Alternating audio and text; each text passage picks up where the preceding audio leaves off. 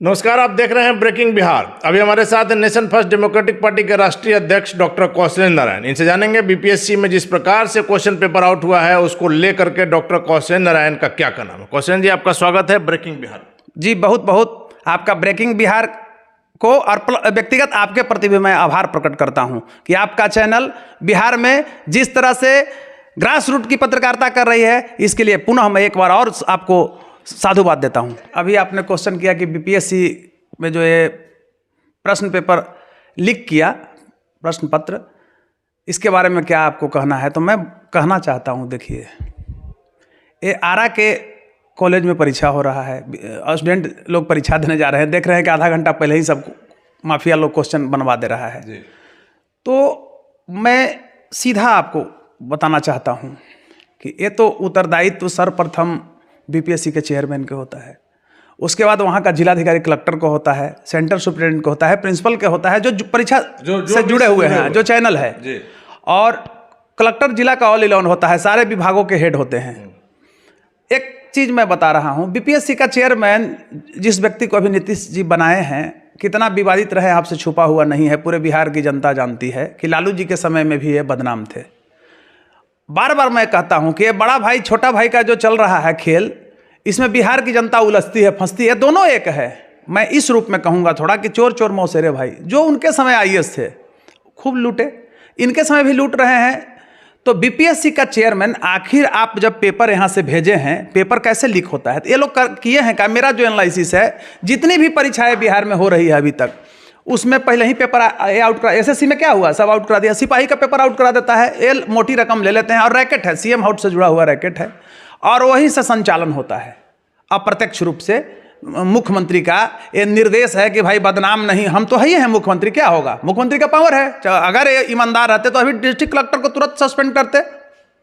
जिलाधिकारी जो हैं, बीपीएससी के चेयरमैन पर मुकदमा होना चाहिए था, तो वो वीडियो को दिखा दिए, सम गुप्ता कोई अरेस्ट करा के झूठ सच करके अपना करा दिए।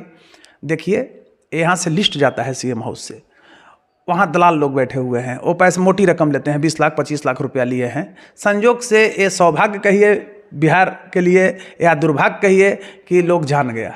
हम सौभाग्य ही कहेंगे, न तो कोई जानता कि इस तरह के खेल होता है। सिपाही वाला में भी ऐसी हुआ था। कौशलेंद्र जी, हमारा इसको लेकर दो ही सवाल है कि इन लाखों छात्रों का क्या होगा जो किसी आशा से पढ़ रहे हैं, जो उनका गार्जियन किस स्थिति में पढ़ा रहा है। साधारण आदमी, आप समझ सकते हैं, कोरोना के बाद से आम आदमी की रीढ़ की हड्डी टूट गई है, वैसी स्थिति में जो अपने बच्चों को पढ़ा रहे हैं, जिनसे आशा है, बच्चों से आशा है। और दूसरी बात कि यदि इसका खुलासा नहीं होता तो जिस प्रकार से आरा में सेंटर मैनेज की बात आ रही है, अगर ऐसे अभ्यर्थी चुन कर आते हैं तो क्या वो सेवा दे पाएंगे। आप जो अभी हमसे प्रश्न कर रहे हैं, बहुत मैं व्यक्तिगत रूप से मर्माहत हूँ। क्यों मर्माहत हूँ, ये बिहार की जनता को ना चाहिए कि ऐसा मतलब घोटालेबाज को क्यों मतलब मुख्यमंत्री रखे हुए हैं। रोज रोज तो घोटाले कराते हैं, जंगल राज के नाम पर जंगल राज बिहार को बना दिए हैं। लेकिन कौशलेंद्र जी, बीपीएससी क्वेश्चन पेपर जो लीक हुआ है, इसमें मुख्यमंत्री कहाँ से? एकदम मुख्यमंत्री है। मैं राज्य का निजाम हूं और हमारे अंदर गुंडाई हो जाएगा, हमारे अंदर घोटाला होगा, देर एंड देर उसको हम अरेस्ट कराएंगे, जो चैनल है पूरे चैनल को। लेकिन कौशलेंद्र जी, सरकार के संज्ञान में मामला आते ही जांच के आदेश दिए गए हैं, और जांच का जो आदेश है ना, ये नॉमिनल सांकेतिक होता है। आप नहीं सुना, निलंबित कर दिया गया है, तो सस्पेंशन इज नॉट पनिशमेंट होता है, रिलीज कर देंगे, कौन बड़ा चीज है। दूसरी चीज देखिए, आपने पूछा कि बच्चे को कहा, स्टूडेंट गया बेचारा 2-2 साल 3-3 साल तैयारी करता है। एक चीज आप देखिए कि बिहारी बच्चे का बाहर में क्या भविष्य होगा।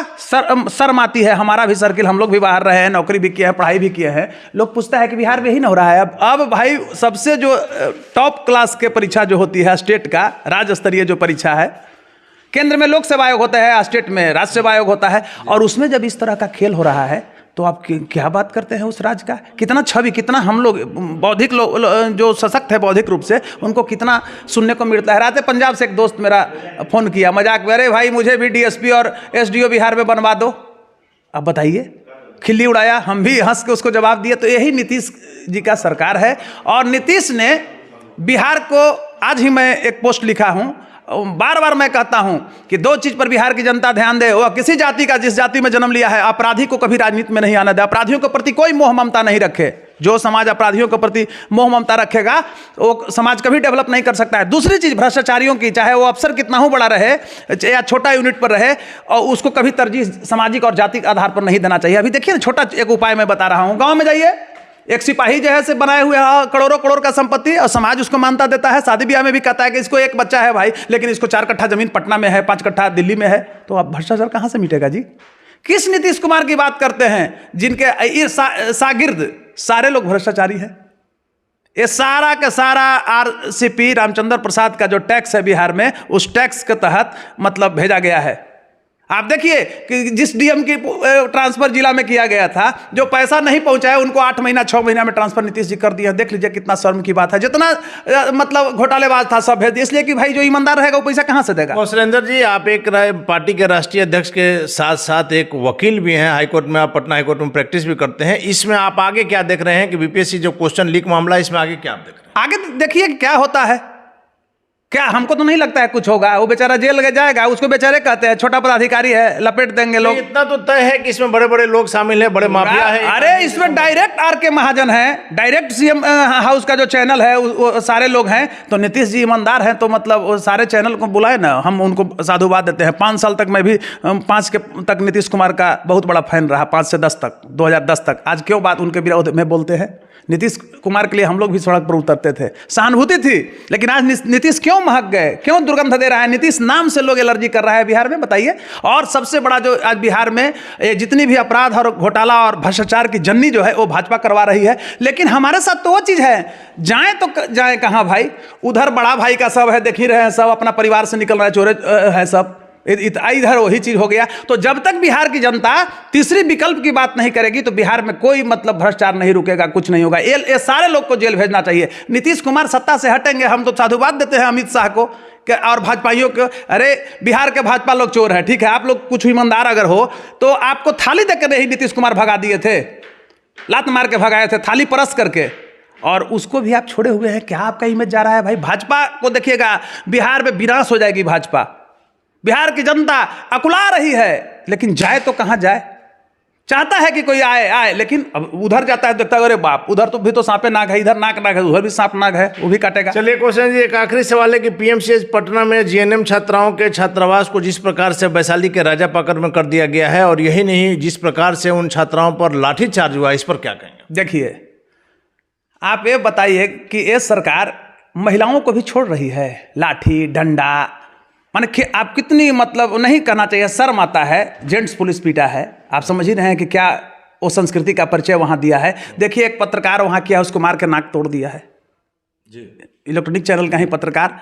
तो अब बताइए कि क्या नीतीश कुमार में जमीर है? नीतीश कुमार को जो दोषी पत्रकार बेचारा पिटाया है, उसके पिटने वाले पुलिसकर्मियों को, दोषी पुलिसकर्मियों को जेल भेजना चाहिए था। जो लोकतंत्र का चौथा स्तंभ, मैं धन्यवाद देता हूं वैसे आप लोग वैसे वैसे लोगों को जो आज भी सरकार के खिलाफ न्यूज को दिखाते हैं, जो बोलते हैं वही जाता है, कटिंग पेस्टिंग नहीं होता है। तो आप बताइए कि लोकतंत्र का चौथा स्तंभ जब डरेगा, एक चीज आप मान लीजिएगा, मैं खुल के बोलता हूं, लोकतंत्र के चौथा स्तंभ में भी भ्रष्ट लोग आ गए हैं, अपराधी लोग घुस गए हैं। मैं खुल के बोलता हूं, शर्म आता है कि देखिए, मैं नाम नहीं लूंगा, एक हाल छोटा सा प्रोग्राम हो रहा है कल परसों कहीं पर, नाम लेना उपयुक्त नहीं है, वहां पर एक दूसरे पक्ष जो है से 8 गो लड़का का बैठा दिया है, 8 लड़का, देखो में भी चोर चुहाड़ लग रहा है, और उससे करा है किसका है, तो मेरा तुम्हारा नेता कौन है? ये लोग पैसा ले करके मीडिया वाले, इलेक्ट्रॉनिक ये जो पोर्टल वाले हैं, ये लोग ऐसे कर रहे हैं। तो कहाँ जमीन जी, इसी दौर में हम लोग भी काम कर रहे हैं।